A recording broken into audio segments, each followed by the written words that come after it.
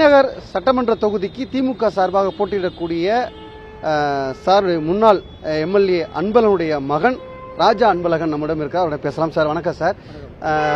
அப்பா போட்டிட்டாங்க, ஒரு முறை எம்எல்ஏ இருந்தாங்க. இப்போ மீண்டும் உங்களுக்கு ஒரு வாய்ப்பு கிடைச்சிருக்கு. இதை எப்படி பார்க்குறீங்க? மக்களுடைய வரவேற்பு எப்படி இருக்கு? இல்லை, எனக்கு வாய்ப்பு கிடைத்தது என்பது நான் கடந்த 2001 கேட்டேன். இப்போ இளைஞரணி கொடுத்தாங்க. இப்போ 2026 கேட்கும்போது எனக்கு இந்த வாய்ப்பை தலைமை கொடுத்தது. மக்களின் வரவேற்பு பார்க்கும்போது நல்ல எழுச்சியான வரவேற்பு, மகிழ்ச்சியான வரவேற்பு, உற்சாகமான வரவேற்புன்னே சொல்லுவேன். நானும் ஒரு 6-7 நாள் என்னையோட சுற்றிட்டு இருக்கேன். கிட்டத்தட்ட ஒரு ஆயிரக்கணக்கான மக்களை நேரடியாக சந்திச்சிருக்கிறேன்.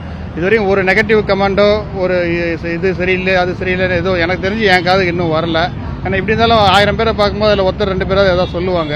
அதுலேருந்தே நமக்கு தெரிஞ்சு மக்கள் நல்லா எழுச்சியாக இருக்கிறாங்கன்ட்டு. கடந்த ஆண்டு பார்த்தீங்கன்னா நாங்கள் 10 வருஷம் ஏடிஎம்கே ஆட்சியிலேருந்து திமுக வந்தது. ஆனால் இந்த 5 ஆண்டுகள் பார்த்தீங்கன்னா மகளிர் உரிமை தொகையிலிருந்து புதுமை பெண் திட்டம், நான் முதல்வன் திட்டம் என ஏராளமான திட்டங்கள் இளம் தலைமுறைக்கு அறிவித்திருக்கிறார்கள். அதேமாரி இப்போ கொடுத்துருக்கிற தேர்தல் வாக்குறுதியிலையும் பார்த்தீங்கன்னா 1000 ரூபாயிலிருந்து 2000 ரூபாவா உயர்த்தி கொடுக்குறாங்க. பெருசாக பேசப்படுறது அந்த ஹோம் அப்ளையன்சஸ் 8000 ரூபாய் கூப்பன் கொடுக்குறது இல்லத்தரசிகளின் ரொம்ப நெகிழ்ந்து போய் மகிழ்ச்சியாக இருக்கிறாங்க. ஏன்னா பெரிய வரவேற்பு இருக்கு. இதெல்லாம் வச்சு பார்க்கும்போது குறைந்தது 10,000 ஓட்டுக்கு மேலே தியாகராய நகரில் திமுக வெல்லும் என்பதை உறுதியாக நான் சொல்வேன். இதுக்கு முன்பாக உங்க அப்பா எம்எல்ஏ இருந்தாரு, பல்வேறு நலத்திட்ட உதவிகள் செஞ்சாங்க. அப்பா பேர்லயே இங்க மேம்பாலம் கட்டப்பட்டிருக்கிறது. அவருடைய தொடர்ந்து அந்த பணிகளை செய்யறதுக்கும் மக்களுடைய வரவேற்பு இருக்கிறதும் அதை பத்தின ஒரு தெளிவாக சொல்லுங்க.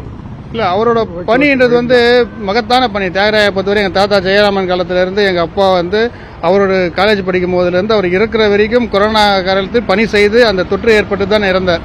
அவர் சாகும் வரை அவர் பணியை பார்த்து தலைவர் அவர்களுக்கு அவர் இளைஞரை ஆரம்பிக்கும் போதிலிருந்து தலைவருடன் பயணித்தவர் எங்கள் தந்தை. அவருடைய உழைப்பை பார்த்து தான் இப்போது புதிதாக கட்டியிருக்கும் மேம்பாலத்துக்கு அன்பழகன் மேம்பாலம் என பெயர் சூட்டி உள்ளார். ஏன்னா அவரோட உழைப்பை அவர் கூட இருந்து பார்த்துருக்காரு. அதனால் இன்னொன்று எங்கள் தொகுதி மக்கள் அனைவருக்கும் இப்போ ராஜான்னு என்ன கூப்பிடுறாங்கன்னா அது காரணம் ராஜா அன்பழகன் ஆகிய எங்கள் அப்பா தான் அதுக்கான காரணம். எனக்கான ஐடென்டிட்டி எங்கள் அப்பா தான் எனக்கு உருவாக்கி கொடுத்தாரு. அந்த ஐடென்டிட்டியை நான் கடைசி வரைக்கும் காப்பாற்றுவேன். அவரோட பேருக்கு எந்த ஒரு சிறு கலகமும் இல்லாமல் பார்த்துக்கொள்வேன். போன முறை போட்டியிடும் போது திமுக வேட்பாளருக்கும் அதிமுக வேட்பாளருக்கும் குறைந்தபட்ச வாக்கு வித்தியாசம்லாம் திமுக வேட்பாளர் வெற்றி பெற்றாங்க. இந்த முறை அதே மாதிரி நீடிக்குமா, இல்ல மீண்டும் தொகுதியை திமுக தக்க வைக்குமா? என்ன மாதிரி சூழல் களத்தில் இருக்கு? இல்லை, அதுதான் கரெக்டான கேள்வி கேட்டிருக்கீங்க. அப்போ நாங்கள் தேர்தல் வாக்குறுதி கொடுத்தோம். மக்கள் எங்கள் மீது நம்பிக்கையில் ஓட்டு போட்டார்கள். இப்போ அந்த வாக்குறுதியை செய்து காட்டிட்டோம். அந்த வாக்குறுதிக்கு மேலே அந்த 1000 ரூபாய்ன்றதை 2000 ரூபாய் ஆக்கியிருக்க மகளிர் உரிமை தொகை, அதே இப்போ சொன்னேன் அந்த 8000 ரூபாய் ஹோம் அப்ளையன்ஸ் கொடுத்துக்கிற கூப்பன், அது எல்லாமே நீங்கள் பார்த்தீங்கன்னா இந்த 5 ஆண்டு காலம் நிறைய பேர் பயனாளிகள் அதிகமாக இருக்காங்க. அதனால தான் சொல்கிறேன் குறைந்தபட்சம் 10,000 ஓட்டில் ஜெயிப்போன்ட்டு. இப்போ ஒரு வாக்குறுதி கொடுத்து அதை நிறைவேற்றலைன்னா மக்கள் நம்ப மாட்டாங்க. இப்போ அதை நிறைவேற்ற வச்சு தான் 2000 ரூபாய் தருவார், இந்த 8000 ரூபாய் கூப்பன் வரும் அப்படின்ட்டு எல்லாமே மக்கள் நம்புறாங்க. அந்த நம்பிக்கையின் பாத்திரமா தலைவர் அவர்களும் கண்டிப்பாக செய்வார், அது உறுதி.